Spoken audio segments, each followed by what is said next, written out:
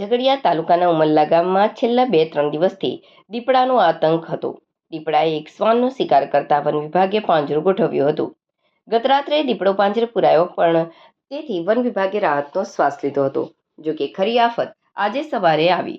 સવારે આશરે 9 વાગ્યે દીપડાને ઉમલ્લાથી ઝઘડિયા વન વિભાગની કચેરી ખાતે લાવવામાં આવ્યો હતો, જ્યાં વન વિભાગની કચેરી નજીક જ દીપડો પાંજરામાંથી અચાનક ભાગી છૂટ્યો હતો, જેના કારણે વન કર્મચારીના શ્વાસ અદ્ધર થઈ ગયા હતા. પાંજરામાંથી મુક્ત થઈને દીપડો સીધો વાલિયા ચોકડી તરફ ભાગ્યો હતો.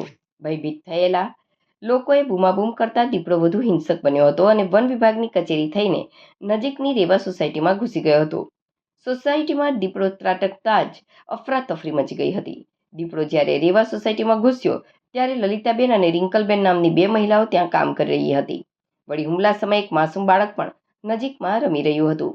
દીપડાની નજર બાળક પર પડતા જ તે તો શિકાર કરવા ધસ્યો હતો, પરંતુ બાળકની માતા અને અન્ય મહિલા વહારે આવી હતી. બંને મહિલાઓએ જીવના જોખમે હિંમતભેર દીપડાનો પ્રતિકાર કર્યો હતો. મહિલાઓના આ ઉગ્ર પ્રતિકારથી ડરીને દીપડો બાળકને છોડી પાછળના સીમ વિસ્તાર તરફ ભાગી ગયો હતો.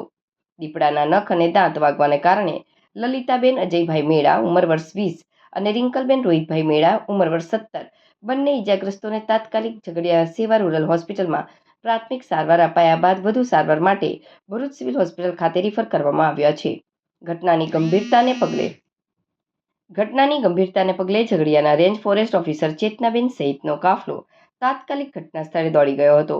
દીપડો હાલ સીમ વિસ્તારમાં છુપાયો હોવાની આશંકાએ વન વિભાગની જુદી જુદી ટીમો બનાવીને તેને ફરીથી પાંજરે પૂરવા માટે વ્યાપક સર્ચ ઓપરેશન હાથ ધરવામાં આવ્યું છે. જોકે વન વિભાગની કચેરી પાસેથી જ દીપડો ભાગવાની ઘટનાએ તંત્રની કામગીરી સામે અનેક સવાલો ઊભા કર્યા છે.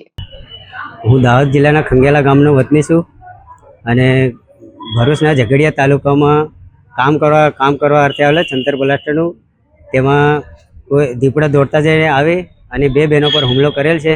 તો આ 2 બહેનોને આજે ભરૂચ સિવિલ હોસ્પિટલમાં એડમિટ કરવામાં આવેલ છે. ઈજામાં શું થયેલું છે? ઈજામાં હું આગેલું છે? શું ઈજામાં મેં નખ લાગેલા છે, હાથે અને પગ નખ લાગેલા છે.